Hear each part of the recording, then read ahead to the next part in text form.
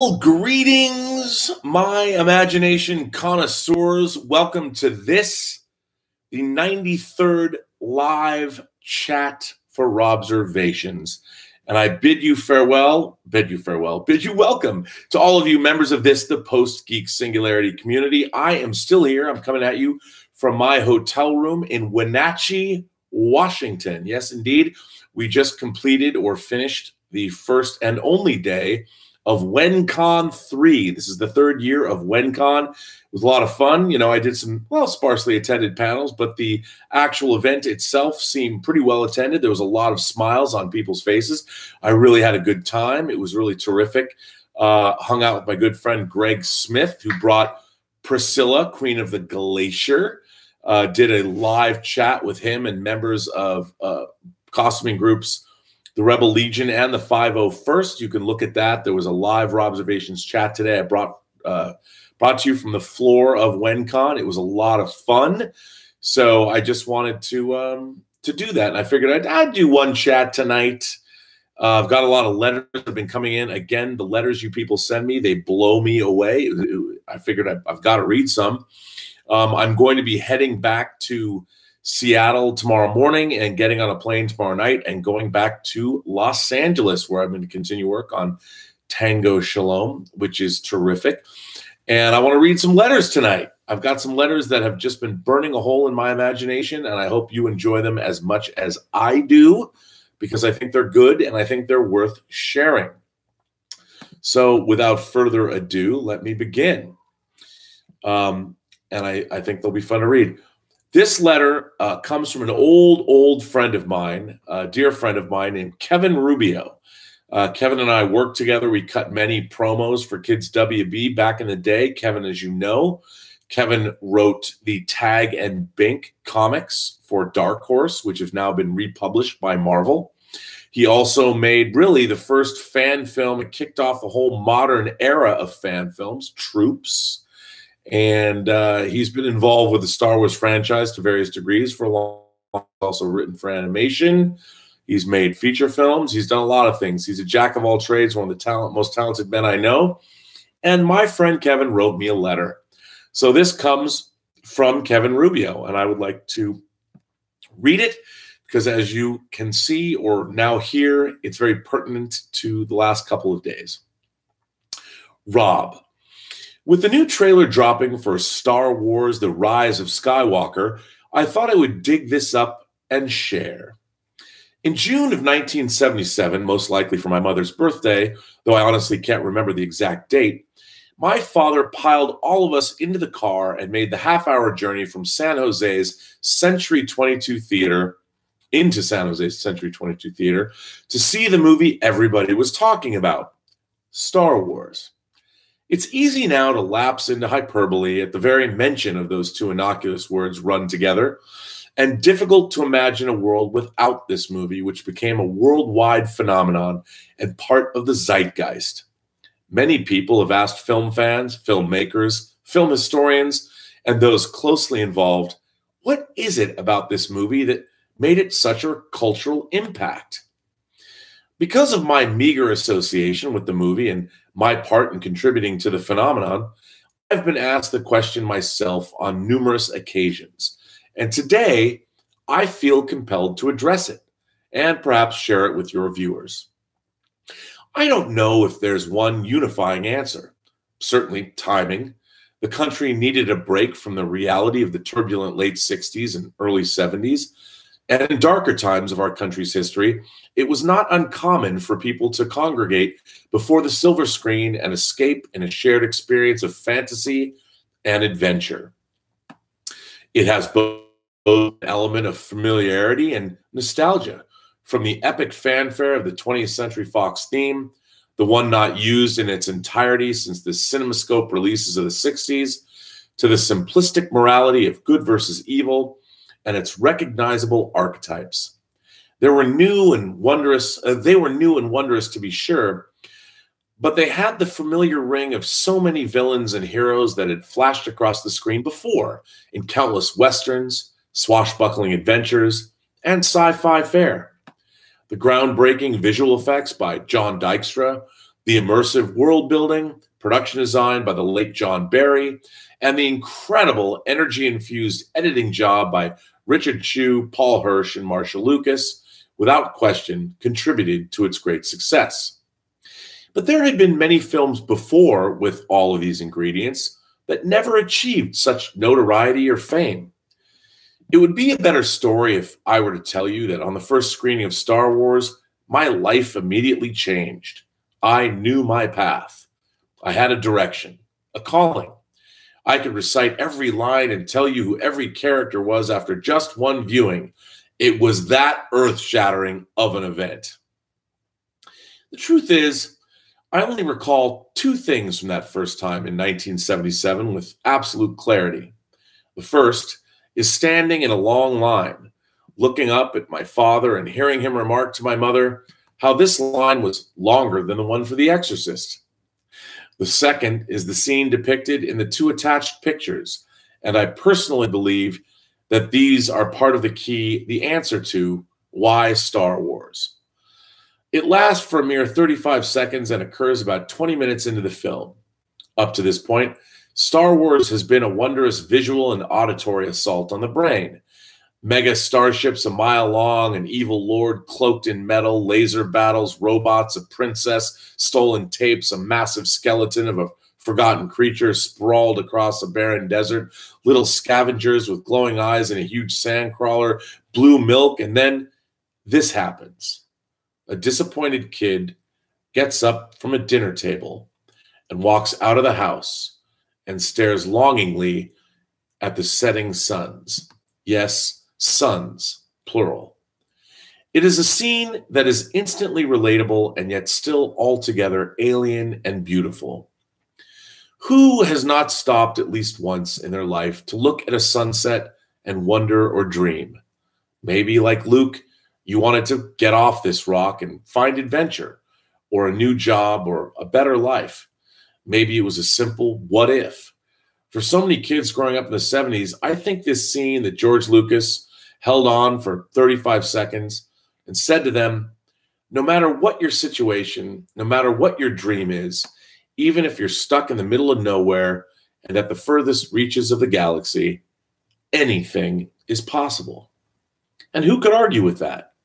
This film achieved the impossible simply by its existence. The studio heads, save Alan Ladd Jr., didn't believe in it. George's closest friends, except for Spielberg, thought he had made a huge mistake. No film ever had visual effects like this, created a world like this. Highest grossing film in the world, highest grossing orchestral soundtrack, a pop song version of top selling posters, t-shirts, underwear, a merchandising empire that has few rivals.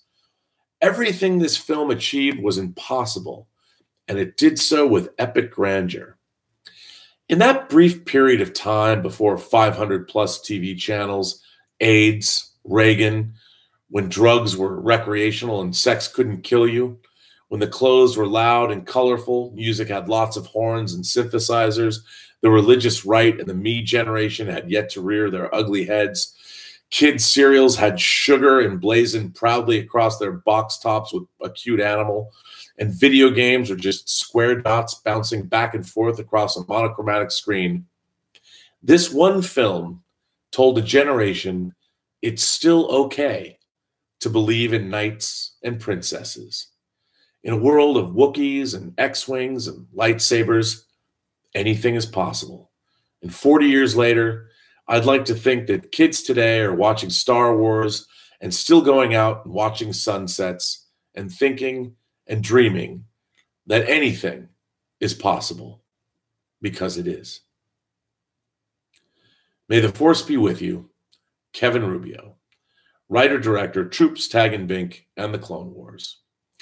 Well, I've known Kevin for a long time, and his creativity and his ability to write never ceases to amaze me. What a great encapsulation of the Star Wars franchise, and it's touched on a scene, those twin setting suns of Tatooine, exactly what I couldn't have said it better myself, Kevin. I was talking about this very scene not a half an hour ago inside a panel discussion at WenCon here in Wenatchee, Washington.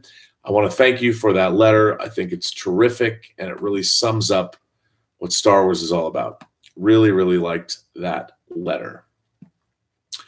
Here's another one, a change of pace, but from another longtime fan and member of the Post-Geek Singularity community. I really like this letter, and I think it's great.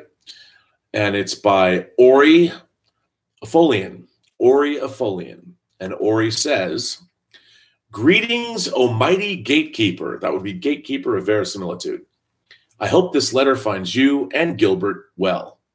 My question to you is in regards to a movie I watched on Netflix called The Indian in the Cupboard. It was a Frank Oz directed movie about a boy who discovers that an old wooden cupboard given to him on his birthday has the ability to bring his action figures to life. In the film, the boy brings to life a Native American man named Little Bear and a rough and rowdy cowboy named Boone, who believe themselves to be real people plucked from their lives in 1715 and 1876, respectively. There are a couple of scenes in the movie where the two figures bond over their extenuating circumstances and have some deep philosophical discussions and debates about their respective worldviews. And this got me thinking. As an action figure fanatic yourself, I throw this circumstance to you. What figures in your collection would you bring to life for a spirited debate, battle to the death, or just plain fun? For me, it would have to be all of my Iron Man figures, including my custom 6-inch Tony Stark. I would love to get their insights and feelings on how they feel being a part of my Iron Legion shelf. Would they feel less special knowing that there are several Tonys in my collection, with more being mass-produced worldwide for sale? Would they be empowered knowing that the Iron Man and the MCU helped kick off a new era of cinematic storytelling? Would they want to try and fight crime in our world, even if they're only 6 inches tall? How would a narcissist like Tony react to being one in a million? What about you, Rob? Which figures in your collection would you play God with? I'd love to get your thoughts. Thanks in advance for taking time to read my letter. You may read it on the air if you wish. From a longtime listener and fan, Ori Afolian. Well, Ori, what a great letter. What an interesting topic to ponder. And I have an answer for you. I have a couple that might not be what you are thinking. Well, I actually have an action figure, a six scale action figure of Charlie Chaplin. I do. He's in a box. I haven't taken him out of the box in a while. And by the way, he does come with a chair. Many people know that I love action figures with chairs, but I have this great 6-scale figure of Charlie Chaplin. If I could bring him to life, I'd want to know all about what was Hollywood like back in the day. You know, the teens, the 20s, the 30s. What was that like? What was that like for him? How did he get into the business? Was it still as cutthroat as it is now? I'd want to know. I think bringing to life Charlie Chaplin would be incredibly insightful, and I would learn a lot about cinema history and what it was like to be alive back then. I would also like to bring to life my 6-scale Vito Corleone from The Godfather. Marlon Brando is Vito Corleone, because I'd want it to be Vito Corleone, and I'd want to talk to him about his philosophy of life. How did he, even though he's the leader of a great crime family, how did he become a great leader? You know, what is his philosophy? Never tell the family never tell anyone outside the family what you're thinking. Where did he come up with that? Did he learn that from his dad? I just think you'd have a lot to teach me. What was it like to work through Michael? You know, what was it like being a father and you were disappointed when you realized your oldest son, Sonny, was not going to be the Don that you wanted him to be?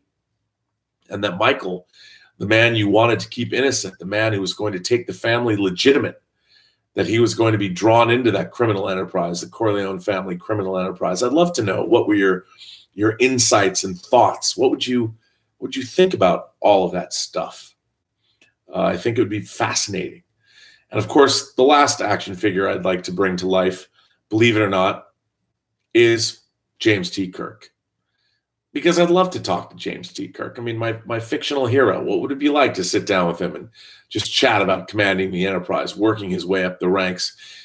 Because I feel that Star Trek novels, certain Star Trek novels are canonical. I wonder what it was like to be on Tarsus 4 when Kodos the Executioner gave the order to get rid of half the colony, not unlike Thanos, to save the other half.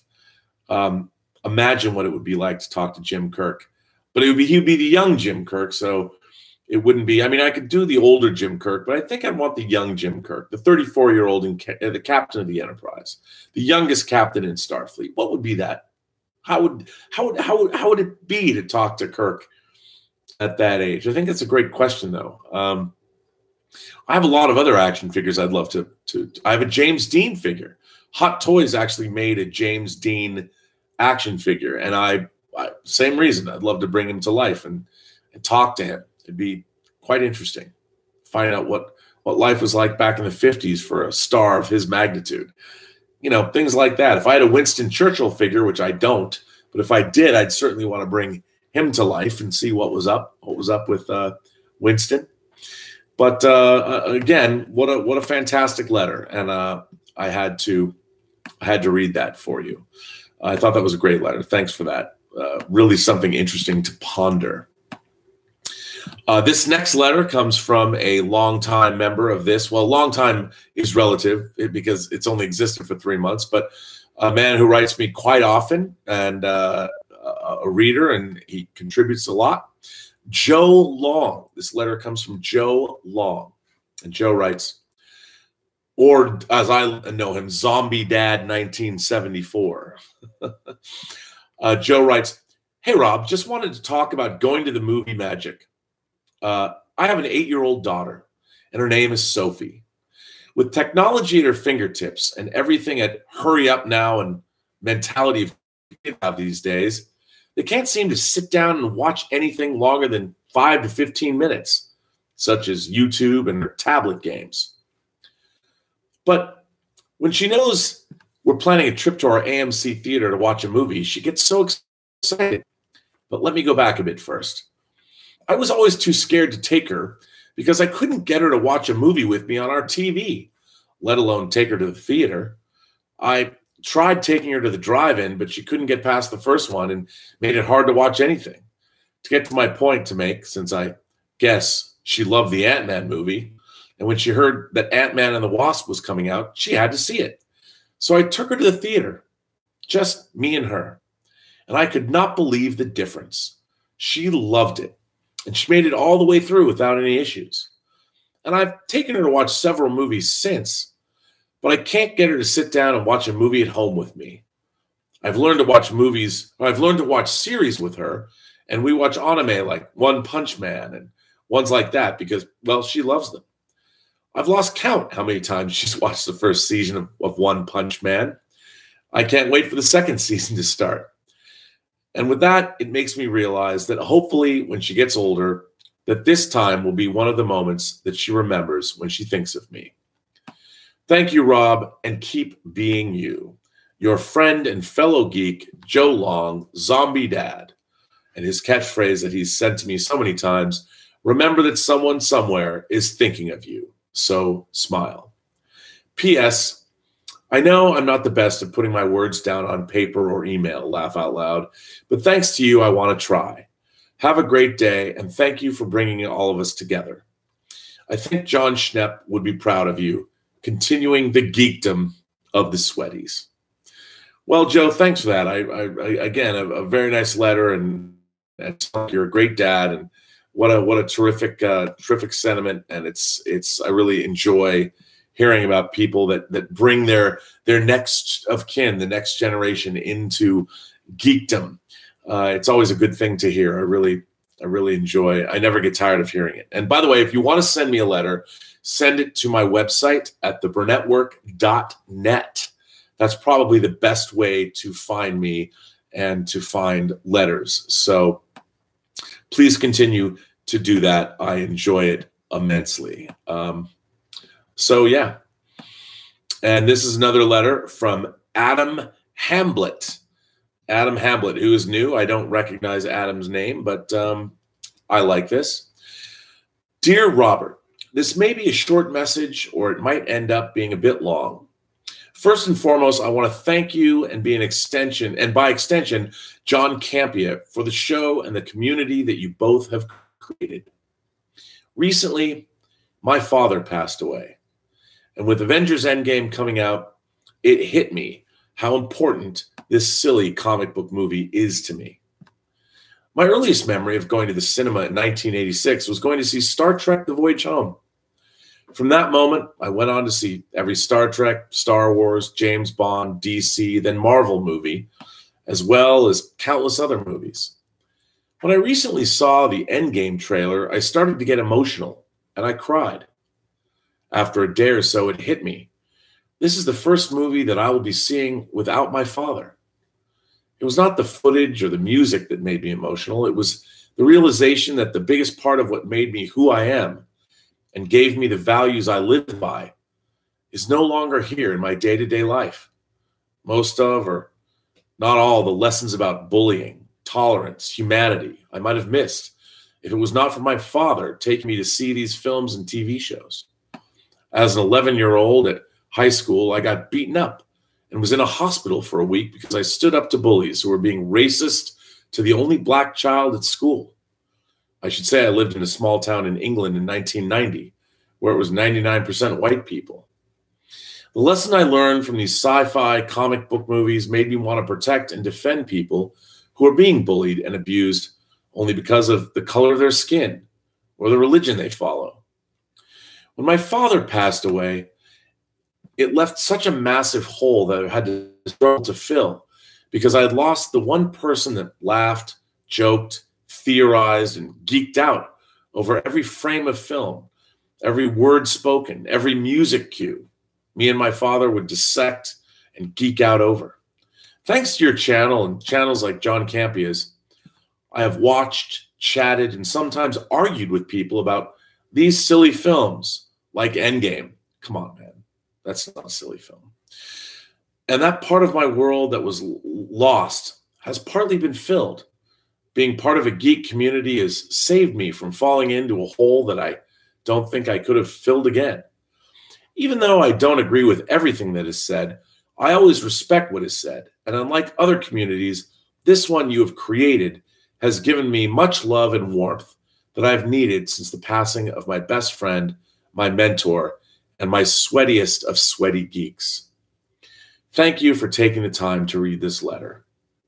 Well, Adam, what a fantastic letter. I mean, like you, my father passed away over a decade ago, and there's not a day that goes by where I don't think about him in some way or miss him. And you know, I've told the story before how my father would take me to movies. He took me to and get me in when they were R-rated films that I couldn't get into on my own. He would lie to the person at the box office to get me in, which he did, to see Dawn of the Dead, where no one under 17 was supposed to be admitted. My dad lied and said my mom was already inside, as if my mom would go see Dawn of the Dead. But my dad lied and got me in. How he took me to see Phantasm, Escape from New York, so many movies that my dad would take me to, and we wouldn't really geek out over them, but you know, my dad did like this stuff. He was a big reader. He got Reader's Digest condensed books, where even as a kid I felt like, how can you read a condensed book, Dad? And who condenses these books? I mean, I was horrified by it, but he loved them. He would just tear through them. There was usually, he'd get these hardcovers. They were all in his den. He had hundreds of them. And they were like hardcover Reader's Digest condensed books. There would be like 3 novels to one of these books. And I'm like, why would you do that? Like, but he did love stories, and he did love movies, and he did love those kinds of tales, and we did bond over them. And, you know, it was a lot of fun, and I miss him every day. I really do. So I understand where you're coming from. And it makes me happy to think that you found a community of people that you can bond with and be a part of, because that's what this is supposed to be. That's what the Post-Geek Singularity is all about. So thank you for writing this letter. I really appreciated hearing that. And, you know, I hope that you're doing okay. And I'm sure your father, wherever he is, knows he did a good job with you. And clearly you're a thoughtful and charming young man, if I can say that. But I'm sure your dad was very proud of you. And again, it means the world to me to know that you found a place that you feel that you can belong. And what more can I expect of this, the Post-Geek Singularity community, and what it means to the people that are here. Now, I'm going to end this intro, or end whatever this. I'm reading letters. What is that called? Is there a word for that? You're reading, letters of comment. It's like the back of a comic book. When I was a kid, they don't have really letter columns. They brought it back sort of, but I used to love the letter columns in the back of comic books. I loved reading what people would write, and they never ceased to amaze me. And sometimes I read the letters of comment first because they were always about issues that came out before. But anyway, that's kind of what I feel these letters are. They're more meaningful and more emotional letters that I would read in the back of comic books, where I found out what people were really thinking about the stuff that I loved. And I love that. So these letters mean a great deal to me. Well, and guess who I'm going to end with?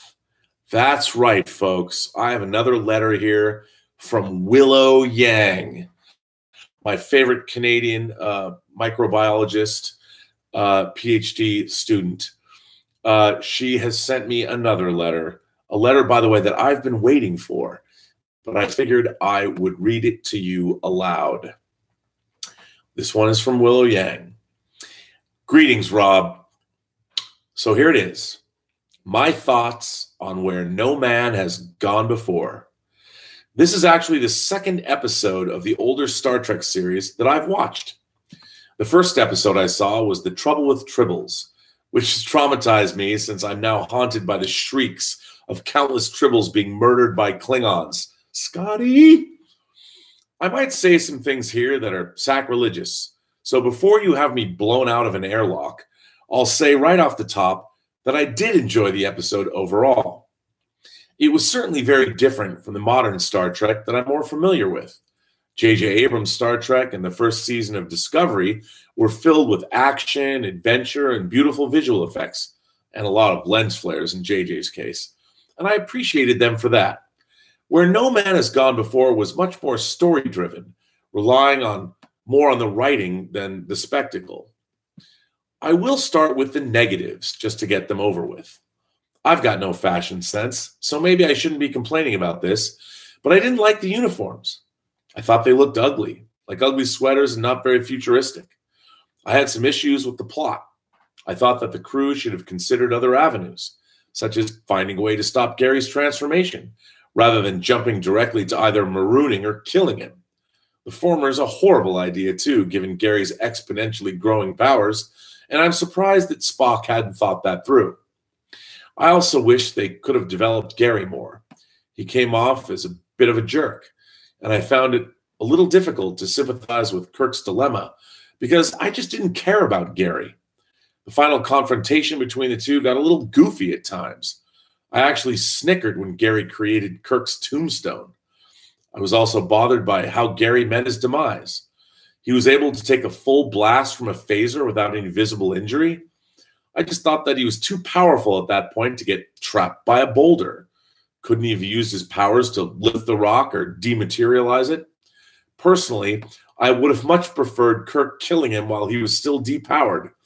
It would have been both more believable and also more emotionally impactful for me. I have two additional points that aren't criticisms, but just things I'd like to mention. Firstly, you have gone on ad nauseum about the lack of verisimilitude and scientific accuracy in the new Star Trek, which are fair criticisms. I'm curious to hear your thoughts on the galactic barrier granting people godlike psychic powers.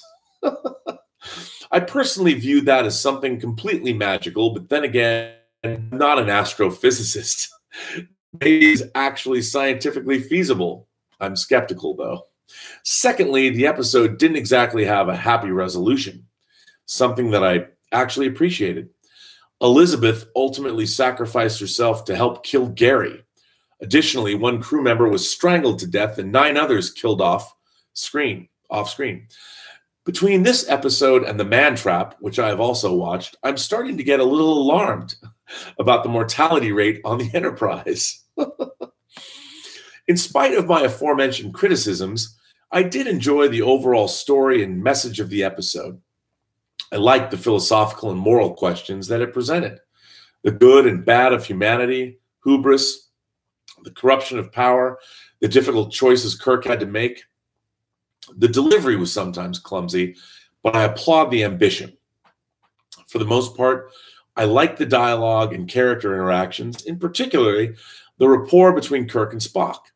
The episode did a good job of setting up the relationship between the two. Don't worry, I won't be sending you any bad /fiction. I don't know. Something tells me you could write some pretty good /fiction. I'd read it. I'm sure everybody here would too. As for the visual effects, surprisingly, I actually didn't mind them for the most part. Do they look outdated and unrealistic to a modern audience? Yes. However, because the episode was primarily plot-driven, I wasn't bothered as much by the visuals as I was by something like, say, the original Star Wars, which I probably should rewatch just to see if my opinions on them have changed. I thought the show made the best of what was available at the time. And for the most part, they did a pretty decent job with the space scenes as well as the displays of Gary's powers. The one moment that made me cringe was when Kirk fired his phaser.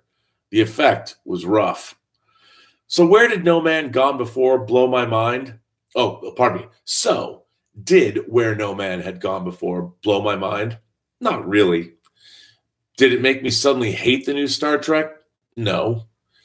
But it did show me a side of the franchise that I hadn't been privy to, and I liked what I've seen.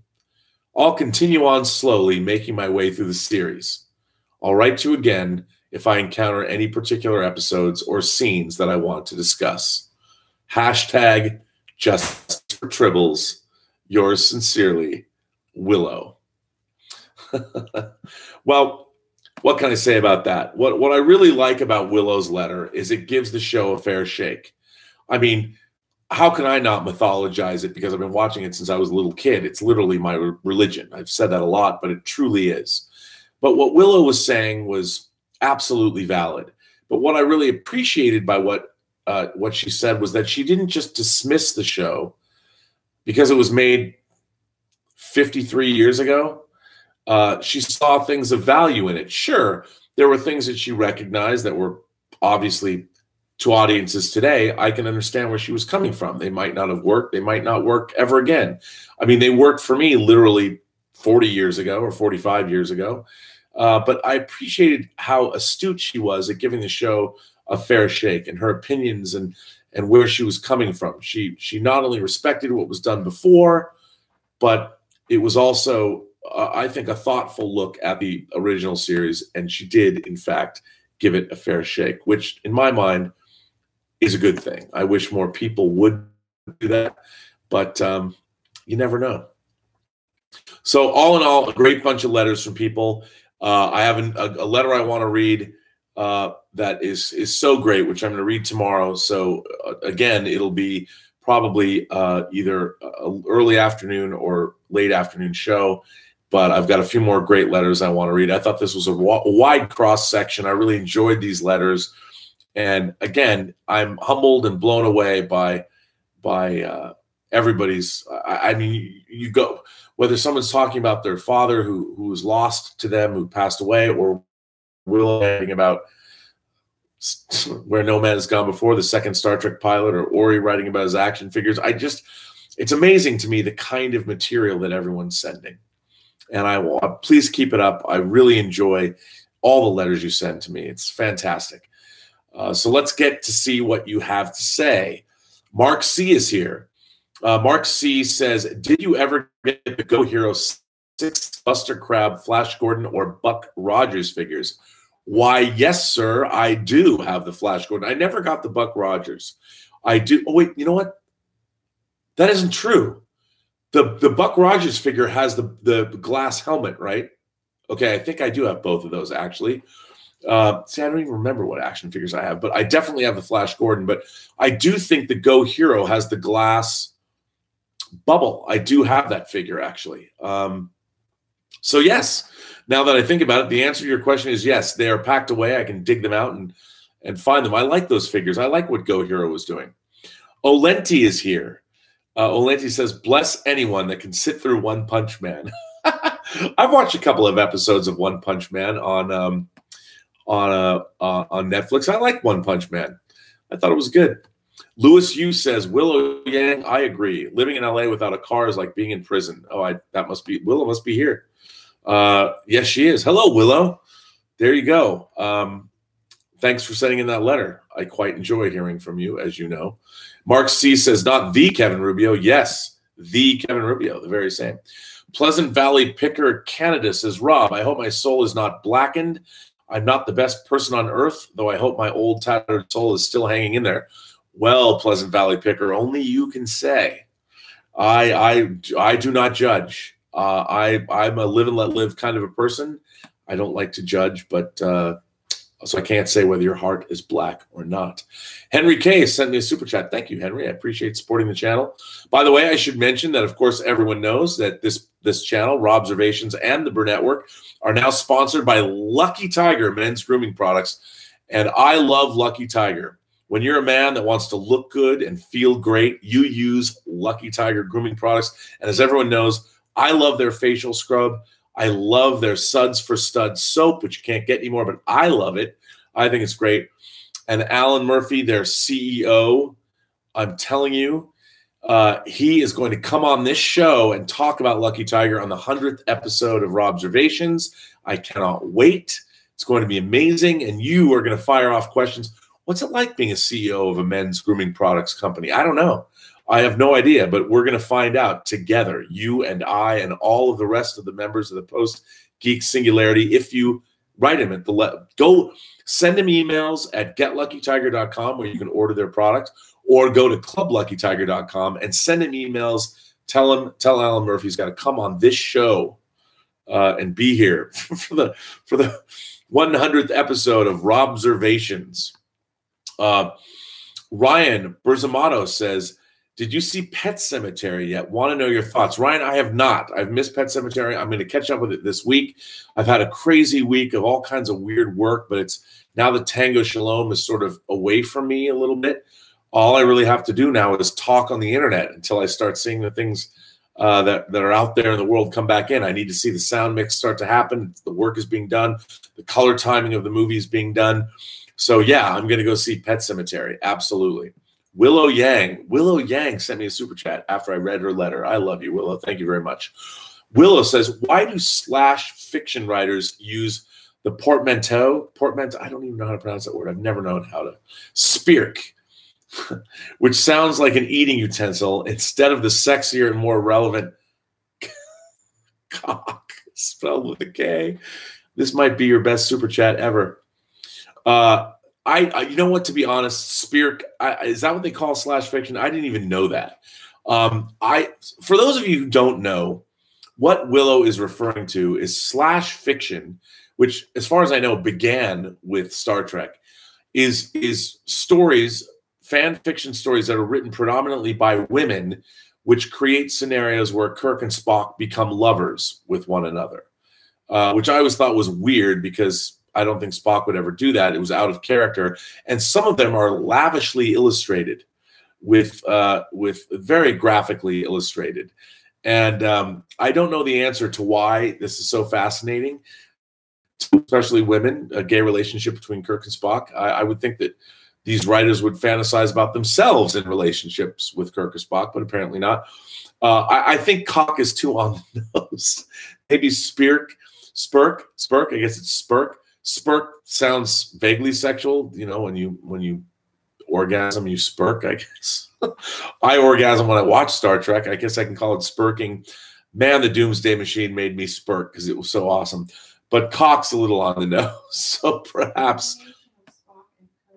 Well, I know Spirk is. I know Elizabeth is like it's a combination of Spock and Kirk. I know. So is cock. I get it. I understand. But yeah, so Jeffrey Little's here. Jeffrey Little says, Rob, I sent pics of my Death Star diorama to your website. Did you see the photos? Well, I have not yet. 1/72nd scale Battle of Endor fight into the Death Star. I have not seen that yet because I've been here in Wenatchee. So I'm going to get home and I'm going to look at all the mail So I'm sure they're awesome, and I want to thank you for sending them in. I'd like to show them. I'm going to start a gallery, an imagination connoisseur gallery on the Burnettwork website, and I will put those up. So be sure if you're sending me any of your artwork, please title it and tell me what I should call it when I put it up, and make sure if you want your name down there, I'll put that down there.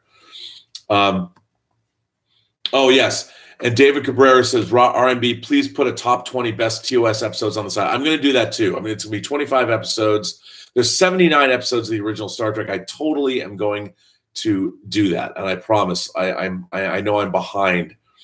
Mike Bodden says, new question on the Post-Geek Singularity Facebook page. What is your favorite TOS episode that may not have aged particularly well? What kind of question is that, Mike? They've all aged well. Even the alternative factor. What are you saying? No, I'm just kidding. That's a really good question. The Geek Singularity Facebook page has started to have polls on it. Very interesting. I really like that. Terry Flynn says, Cock on the Nose. I think I have that movie. That Terry Flynn cracks me up. You must be fun to party with, Terry. I'm telling you. That's very funny. That is very funny. Let's see what people have in all these questions. I'm going to go and answer them because people have a lot. No, I think I'm good. I think I'm all caught up. I am. Lenti says, I don't want my toys coming to life. Bad Chucky vibes. I've told this story about how a girl refused to spend the night in my house because of my action figures. You know what? Where is she now? I still have my action figures. Let's see. Willow Yang says, Louis Yu, laugh out loud. Hopefully it'll end up working soon. I don't have a car right now, but I'll probably grow too used to it if I got one. I don't know what you're referring to, but that sounds good to me. Dale M says, Louis Yu, you may be able to bang on the starter and it might start so you can get it out of the parking lot. Oh, is your car dead?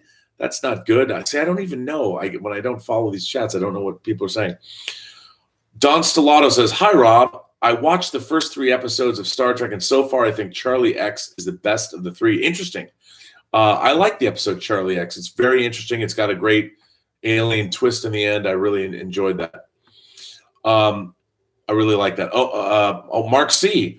Mark C says, fantasy fiction involving sexual relationships between popular fictional characters is known as shipping. Star Wars Celebration sadly has a panel for this. Good family fun. Yeah, you know, I didn't hear the word shipping until the X-Files. Slash fiction was a big thing to me, but shipping to me, it was always Mulder and Scully. I didn't hear that word shipping until the 90s, the mid-90s with the X-Files. I'm sure it existed beforehand, but I didn't hear it. So, yeah, I don't know.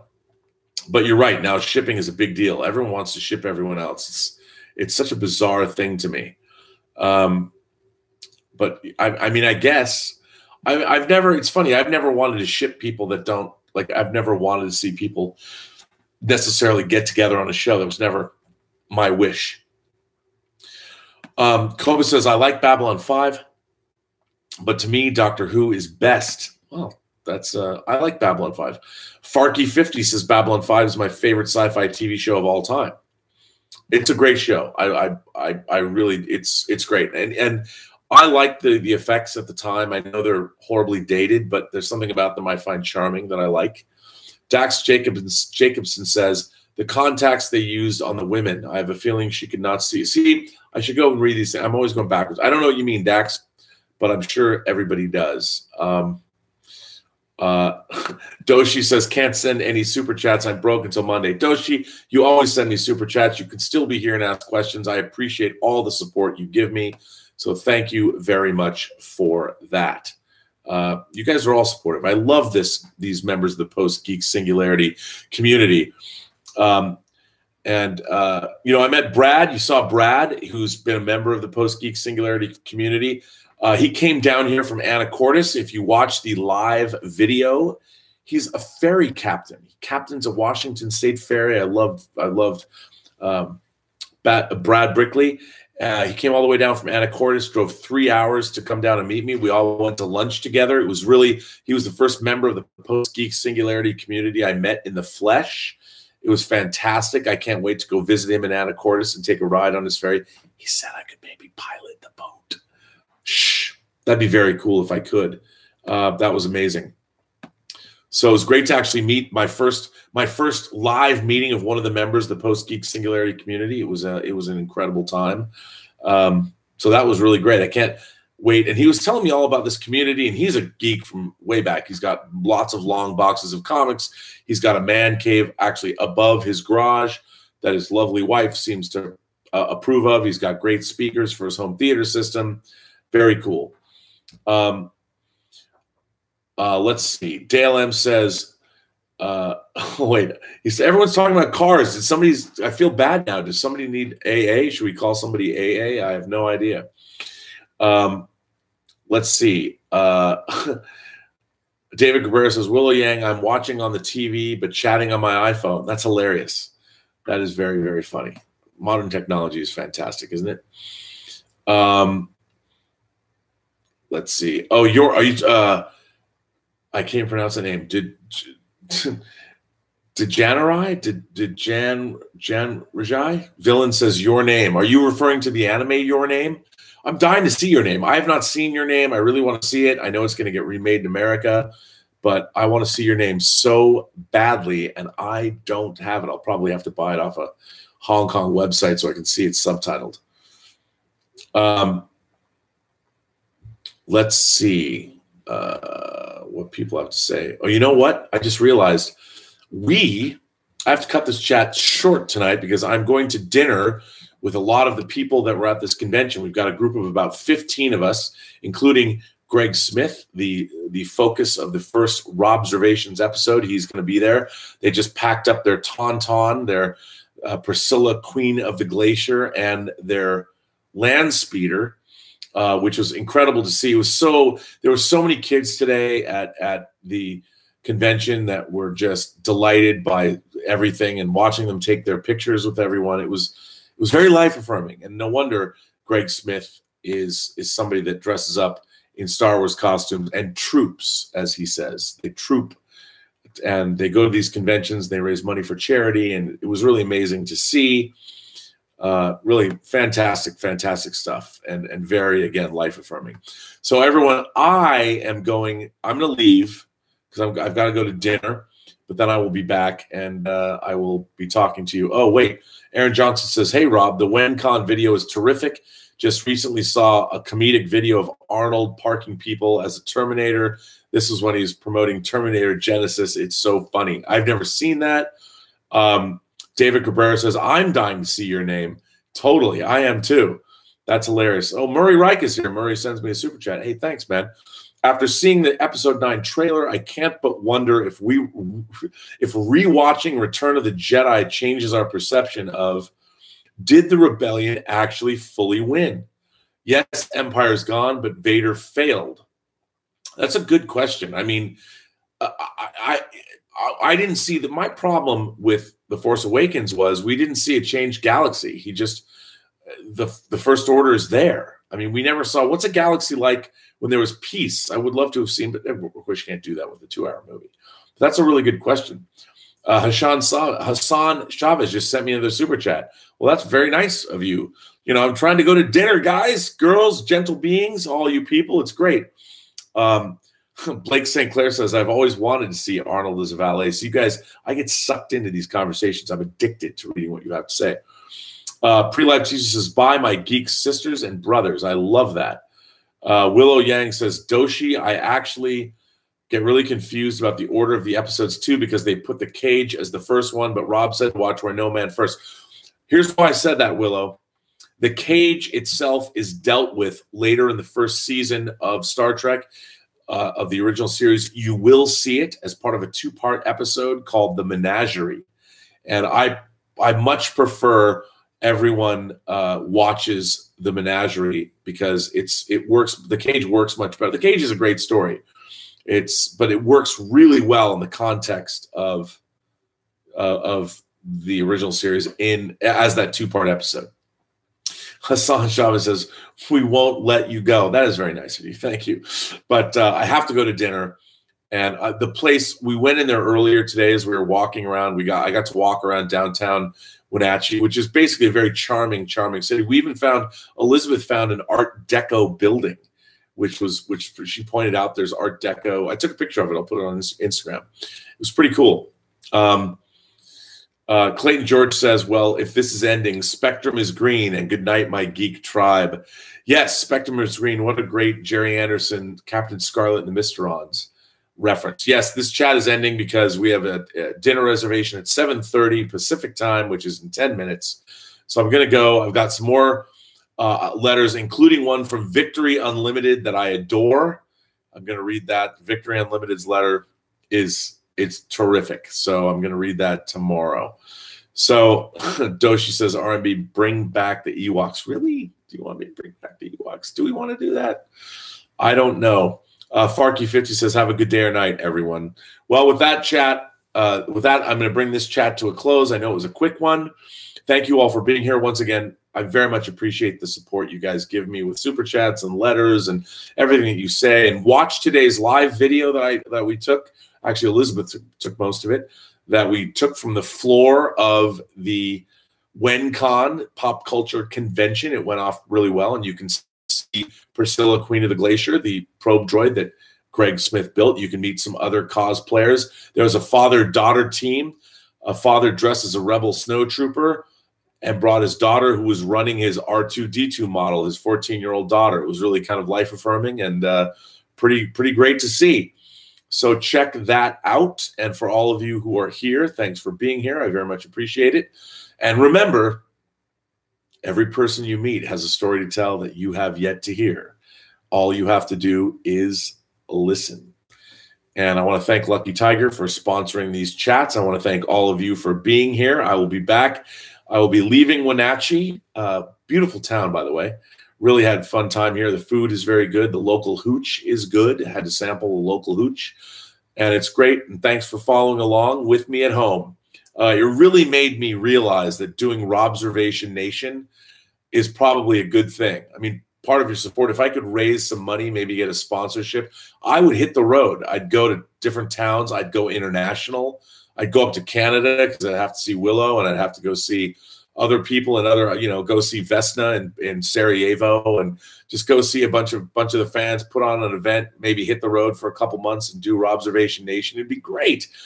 I mean, meeting Brad today, coming down from Anacortes and hearing his story and hanging out and walking around Wenatchee with him was great. It was really cool to meet somebody I wouldn't have met other than through these chats. It was great. He's a terrific guy, and I want to meet all of you, everybody, all of you, the members of the Post-Geek Singularity community.